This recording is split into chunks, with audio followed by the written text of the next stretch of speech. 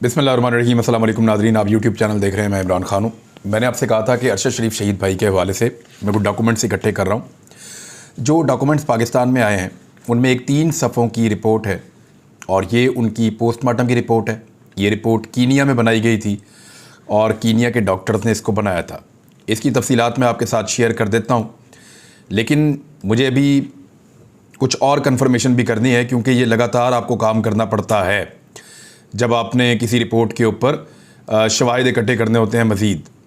ये जो रिपोर्ट है, एक तो इसकी राइटिंग बहुत गंदी है, लेकिन मैंने बहुत कोशिश की है जानने की कि क्या ये एक ही हाथ से लिखी हुई है। तो बज़ाहिर मुझे ऐसा लगता है कि शायद ये एक ही हाथ से लिखी हुई रिपोर्ट है। इस रिपोर्ट को मैंने मुख्तलिफ डॉक्टर्स को भेजा है, यानी 2 डॉक्टर्स को मैंने भेजा, उनमें से एक डॉक्टर ने एक और डॉक्टर को भेजा और इस तरह 3 डॉक्टर्स ने इसको चेक किया है। राइटिंग बहुत बुरी होने के बावजूद इसके अंदर से कुछ हक़ाइक़ निकाले हैं। इस पे अरशद शरीफ शहीद भाई का नाम लिखा हुआ है और जहाँ पे रिपोर्ट बनाई गई वो लिखा हुआ है, जो डॉक्टर हैं उनके बारे में लिखा हुआ है।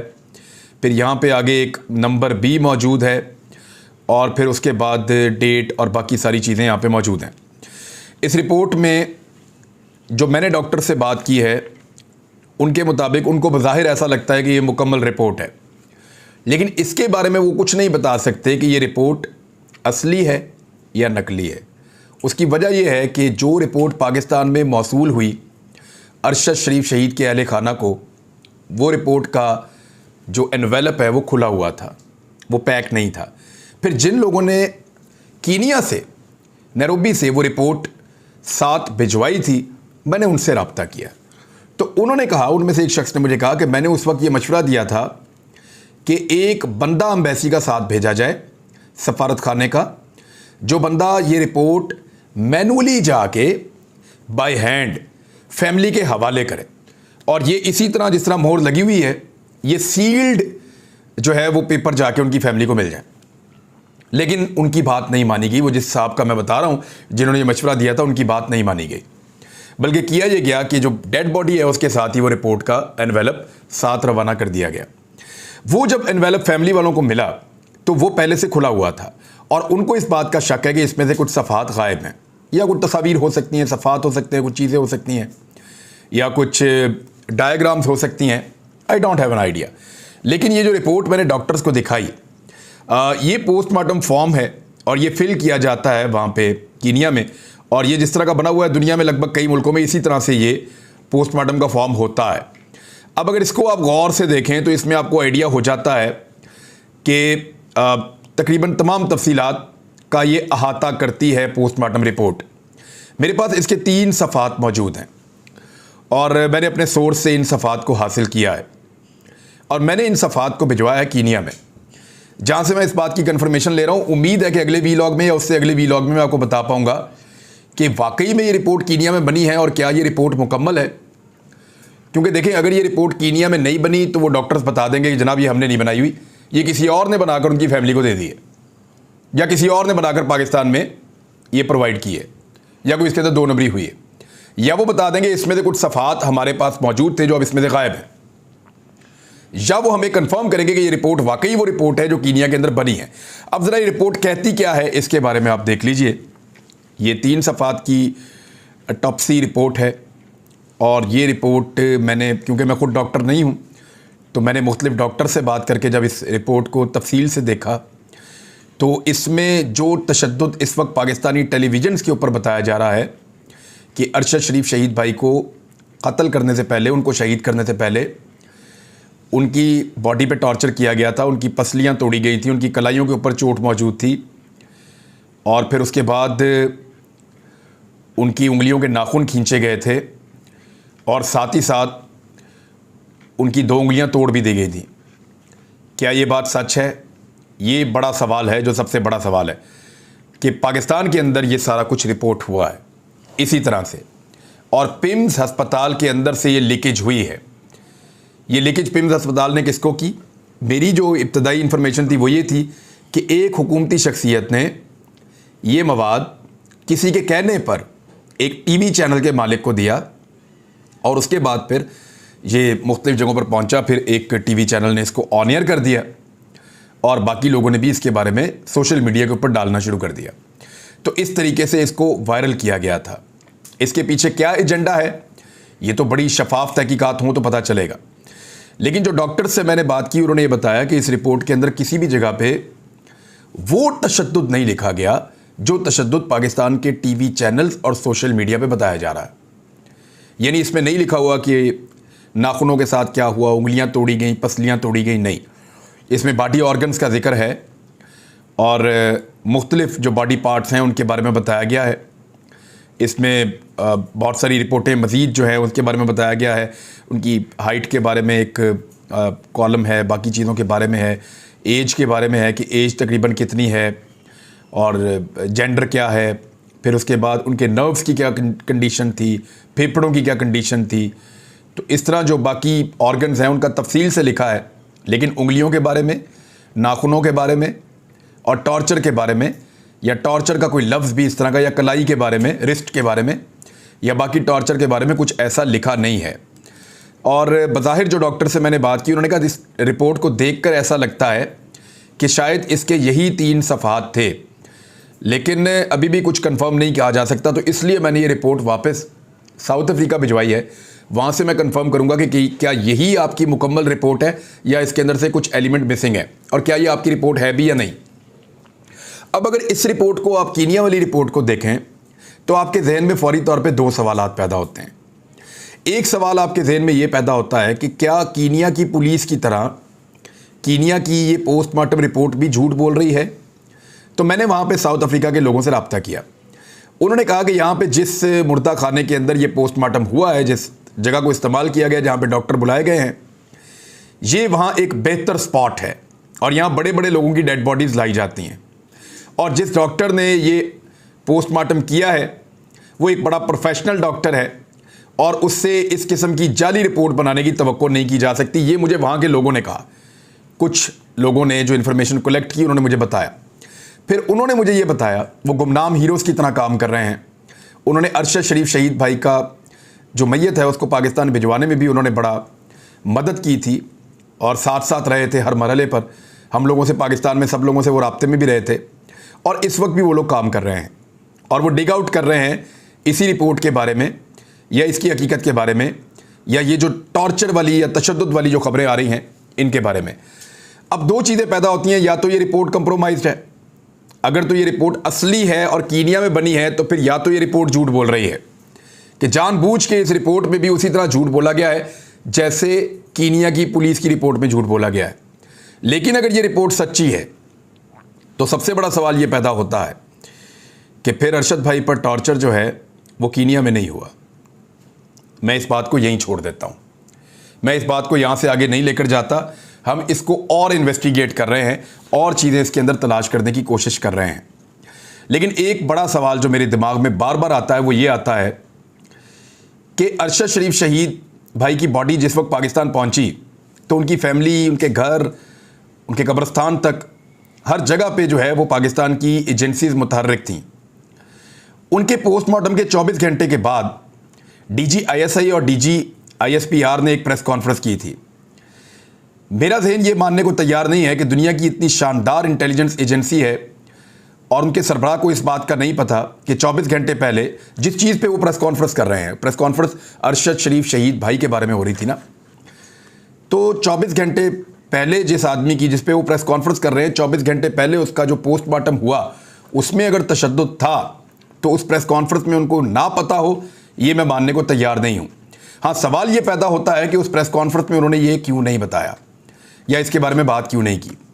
पाकिस्तान को बतौर रियासत, क्योंकि हम एक एटमी मुल्क हैं, एक ताकतवर मुल्क हैं, 22 करोड़ अवाम का मुल्क हैं, बतौर रियासत पाकिस्तान को कीनिया के सामने डट जाना चाहिए था और कीनियन सफ़ीर को बुलाकर पूछना चाहिए था कि भाई तुम लोग तो झूठ बोल रहे हो कि मिस्टेकन आइडेंटिटी का मामला है, गलती से मार दिया गया इस शख्स को, तुम लोग झूठ बोल रहे हो, तुम लोग गलत बोल रहे हो, तुम्हारे पास सही हकायक तुम हमें नहीं दे रहे।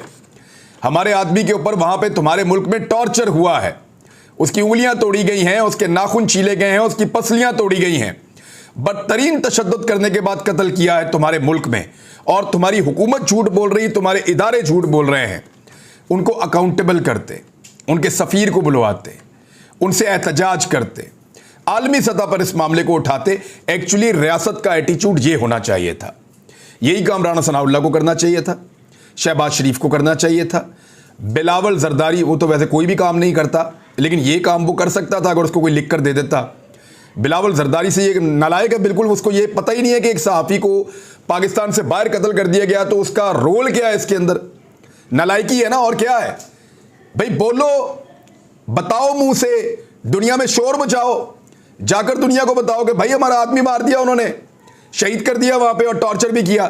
तो पाकिस्तानी रियासत का जो एटीट्यूड है वो एक लवारसों वाला एटीट्यूड था कि यानी हमारे सहाफ़ी का जो नंबर 1 इन्वेस्टिगेटिव जर्नलिस्ट है पाकिस्तान में, जिसको सब मानते हैं, उसका कोई वाली वारस ही नहीं था।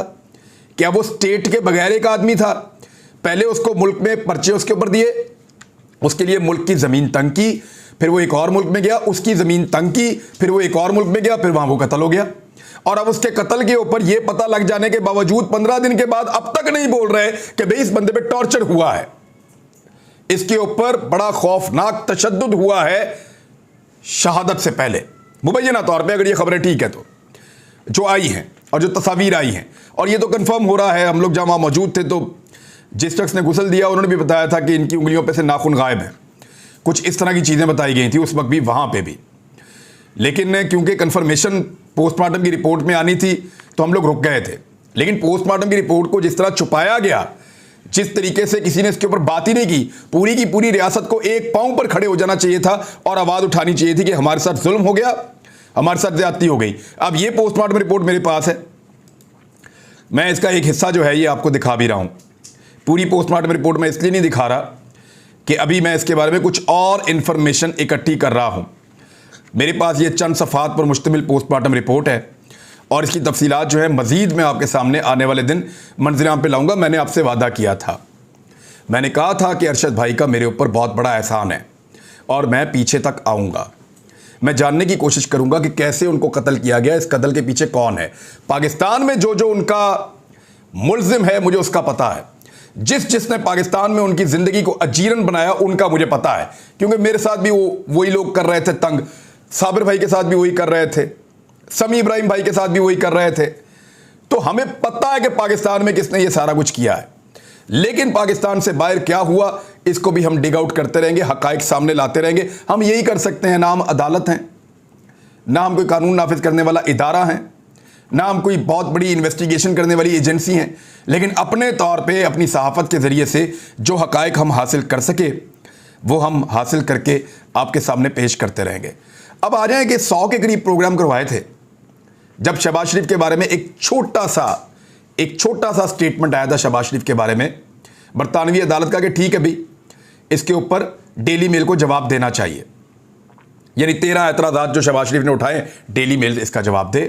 100 के करीब प्रोग्राम पाकिस्तान के मीडिया में करवा दिए थे और बरतानिया से सहाफ़ियों के वीज़े लगवा के खर्चे पे पाकिस्तान भिजवा दिया था कि जाओ जाकर पाकिस्तान के टॉक शोज़ के अंदर बैठो। और वो यहाँ पर आके कहते थे कि सादिक और अमीन डिक्लेयर, शहबाज शरीफ सादिक और अमीन डिक्लेयर, शहबाज शरीफ इंटरनेशनल सादिक और अमीन डिक्लेयर, सिर्फ इस बात के ऊपर कि डेली मेल जवाब दे। अब डेली मेल को जवाब दिए हुए 10 महीने हो गए हैं, 10 महीने से उन्होंने जवाब दिया हुआ है और शहबाज शरीफ आगे आगे भाग रहे हैं, डेली मेल पीछे पीछे भाग रहा है। और गुज़िश्ता दिन दोबारा फैसला आया उसी अदालत का और उसमें शहबाज शरीफ का स्टे उन्होंने उड़ा कर रख दिया। उन्होंने कहा जी वज़ीर आज़म होगा तो होगा, ये अदालत है, यहां पे वज़ीर आज़म और आम आदमी एक जैसे हैं। वो एटीट्यूड नहीं था कि पाकिस्तानी अदालत में वज़ीर आज़म चलकर आ जाए तो अदालतें पहले शुक्रिया अदा करती हैं।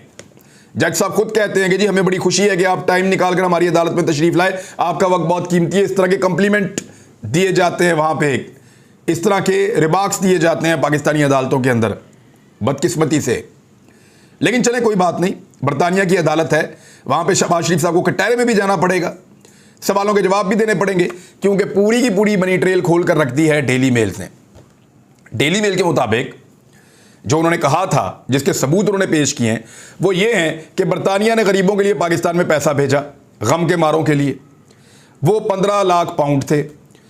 वो एक इदारा था एरा, उसके अंदर आए।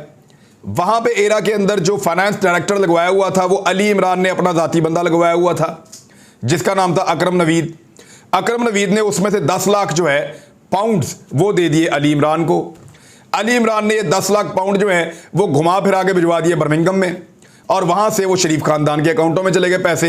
ये है जी सारी कहानी। यानी जो गरीबों को पैसा मिला इमदाद के लिए, उसको ये खानदान डिकार गया। अब जवाब तो देना पड़ेगा। और डेली मेल जो है वो शहबाज शरीफ ने हत्या इज्जत का दावा किया था ना, अब वो डेली मेल इनसे पैसे लेगा। ना सिर्फ इनसे पैसा लेगा, इनकी प्रॉपर्टी वहां पे बरतानिया में बिकेगी। मुझे जो सूरत हाल नजर आ रही है।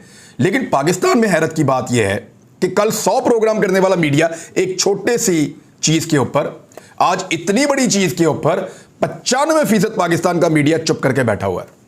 पाकिस्तान का मीडिया आपका सबसे बड़ा मुजरिम बनता जा रहा है। नाजरीन याद रखिएगा, इस दौर में जो किरदार पाकिस्तान के मीडिया ने अदा किया है, इससे बदतर किरदार कोई और नहीं हो सकता। उन्होंने हर उस चीज को सही साबित करने की कोशिश की जो ताकतवरों के मुताबिक सही थी। यानी ताकतवर लोगों ने, ताकतवर हलकों ने, और पैसे वाले लोगों ने और माफियाज ने मीडिया को जो कहा ठीक है, मीडिया ने कहा ठीक है, जो कहा गलत है, मीडिया ने कहा गलत है। अब अरशद शरीफ शहीद वाले केस के अंदर कुछ सहाफियों को बाकायदा पहुंचाया जा रहा है कीनिया, और उनको दौरे लगवाए जा रहे हैं, लेकिन किसी को कुछ भी हासिल नहीं हो रहा। पाकिस्तान की रियासत को जागना पड़ेगा, गैरत का मुजाहरा करना पड़ेगा, और वहां पे सवाल उठाना पड़ेगा कीनिया की गवर्नमेंट से आलमी सतह के ऊपर, और भाई तुमने हमारा बंदा शहीद कर दिया, जवाब दो। आर्मी चीफ की तैनाती के हवाले से बड़ी अजीब अजीब चीजें हो रही हैं। जिन लोगों को आदत थी ना डिप्टी प्राइम मिनिस्टर बनाने की, उन्होंने उधर एक अजीबोगरीब आइडिया डिस्कस हो रहा था, और बहुत सारी जगहों पर खबर भी इस तरह की आई है कि डिप्टी आर्मी चीफ बनाने लगे थे कहीं। वो तो शुक्र है इदारे ने कहा कि इस तरह का मजाक आप लोग आपस में ही किया करें मुबैना तौर पे, और ये इस तरह के मजाक को इदारे ने अडॉप्ट करने से इनकार कर दिया। और जनरल कमर जावेद बाजवा साहब जो हैं वो अब रिटायर हो रहे हैं, एक बहुत अच्छी बात है। कुछ और खबरें हैं मेरे पास कि आने वाले दिनों में होने क्या जा रहा है, आर्मी चीफ की तैनाती के मामले में मामला कहाँ तक पहुँचे हैं, और बाकी कुछ और चीज़ें मैं शेयर करता हूँ अगले वीलॉग में। अब तक के लिए इतने, अपना ख्याल रखिएगा, अपने चैनल का भी। अल्लाह हाफ़िज़।